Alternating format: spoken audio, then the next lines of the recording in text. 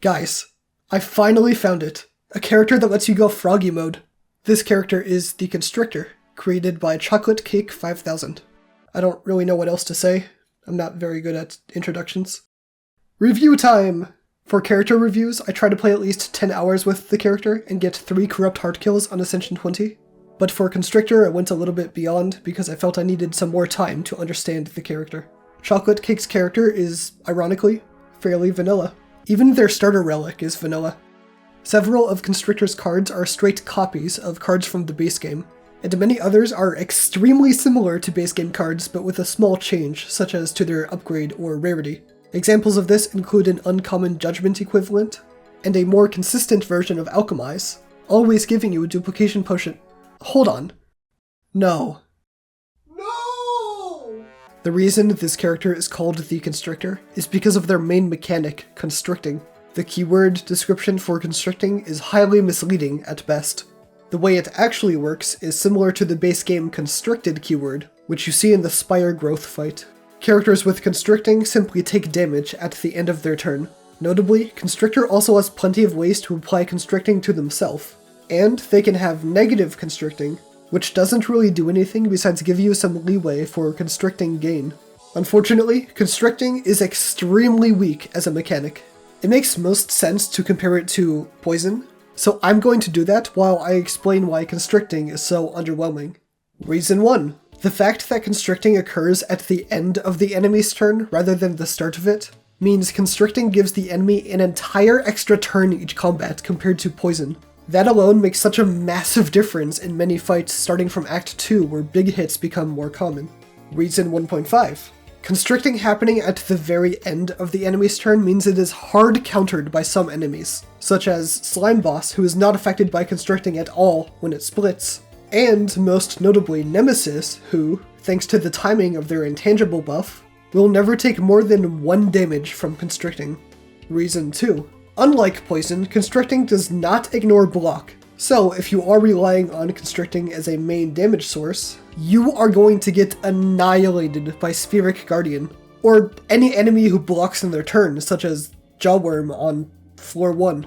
Reason 3. There is no catalyst equivalent for constricting, or even a bouncing flask equivalent, which means constricting application is incredibly slow. Reason 4. You yourself can gain constricting, and the most efficient card for applying constricting to enemies also applies it to you.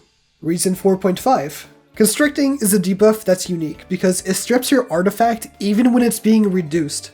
The one thing constricting has going for it against poison is that it doesn't decrement once it triggers. But that's not even a good thing necessarily, because it also doesn't naturally get reduced when it's on you. So I guess we can just call that Reason 5. Constrictor has one unique basic card called Muddy Water, a 0-cost card applying 4 constricting to everyone. And yes, that does include you. It also gives you block equal to the constricting you gain, so it effectively cancels that out for 1 turn. Even at 0 cost, my opinion is that Muddy Water is a dreadful card. It ends up doing much more harm to you than to the enemies, and is very often a dead draw. Admittedly, it is usable in Act 1 specifically if you get a card that reduces your constricting, but still. So, at this point, my opinion on all things constricting should be pretty clear, but Constrictor has another prevalent keyword to help deal with multi-enemy fights. Rising Water. Rising Water is a buff that, at the end of your turn, increases by 1, and then does damage to all enemies equal to your Rising Water count. I like Rising Water. It's a very simple effect that helps in all types of combats, even if it is a little bit slow. The only problem I have with it is that it increases by 1 before doing the damage.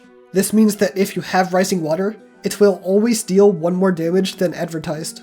I really think it should be the other way around, dealing damage equal to your current Rising Water, and then increasing by 1. If Rising Water is slow, and Constricting is even slower, then how do you win on high ascensions as the Constrictor? Simple, you just go infinite every single game. You see, Constrictor has kind of an exhaust archetype taken to the extreme.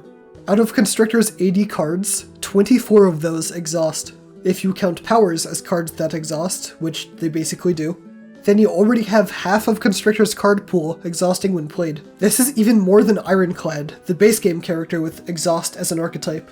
Then you have to consider that several of those exhausting Constrictor cards serve to speed up the deck, and also that several of Constrictor's non-exhausting cards can exhaust other cards, which is definitely a recipe for an infinite. And you can often go infinite extremely fast on this character, even starting on turn 1. There are several ways to go infinite if you're creative, but the most reliable way is to use Pacific Swordfish Strike to draw and do damage. By the way, I love the name of that card, it's hilarious. Along with Miscalculated for an infinite energy source. And then sprinkle in your preferred method of block gain and you've solved the majority of possible encounters.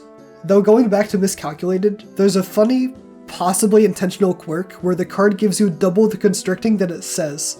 It wasn't so funny when it cost me a win, but with a card name like that, the effect is humorous even if it is unintentional. Constricting and Rising Water are really just means to an end until you can go infinite.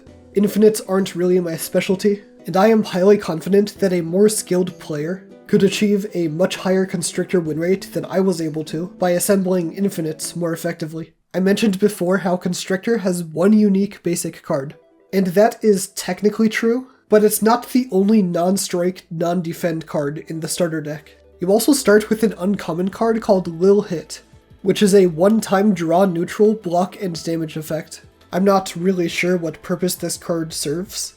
I mean, it's nice to have, but it's just out of place.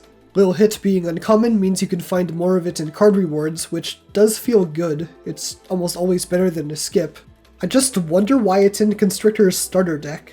In my opinion, the biggest problem with Constrictor is the lack of polish in nearly every corner of the mod. And I'm not just referring to the spelling and grammar on the cards, but also the misleading keywords, the fact that the starter relic is off-center, the uncommon card in the starter deck, some cards dealing flat damage amounts and not accounting for effects such as strength or vulnerable, cards containing strike, ignoring strike dummy, the vague patch notes. I could keep going, but I'm sure you get the point. As for suggestions, Balance needs a massive overhaul. For the sake of brevity, I'll just offer a few general suggestions on that. Constricting needs to be massively buffed across the board. Cards in general need buffs or reworks. And infinites should be much more difficult to form. The other suggestion I have is polish, which this mod lacks. But I can't just broadly say, polish your mod. I would never be able to live down the accusations. I know I spent a lot of time earlier roasting Constrictor, but I honestly enjoyed my time with them. I think they have potential as a character, they just aren't quite there yet. So regarding polish, I know that going through the code and fixing all the small stuff may seem cumbersome, and I would like to extend an offer to Chocolate Cake. I noticed that the code for Constrictor is on GitHub, but it hasn't been updated since the character's initial release. If the repository is updated so it's up to date, I will take it and fix as much as I can within a reasonable time frame. Serious offer, I even wrote a 6-page document outlining what I would change. Chocolate Cake, if you're watching, just let me know if that's something you'd be interested in. Overall, in my opinion, as an Ascension 20 player, I would give the Constrictor a 4 out of 10 in their current state. Though notably, I think it has the potential to be a 6 out of 10 or even higher should proper balancing and polish happen. I create an expansion pack for each character that I review, including this one. So I'd like to present the Constrictor's Chokehold. One thing I neglected to mention earlier is that Constrictor doesn't have any unique potions. Most characters have 3 unique potions. So I added 3 potions, plus an additional one. Besides that, the Chokehold features 4 additional relics and 5 new cards. For these, I mainly focused on increasing the viability of Constricting and Rising Water builds, but there's some other fun stuff too. You can download Constrictor's Chokehold as well as the original Constrictor mod using the Steam Workshop links in the description.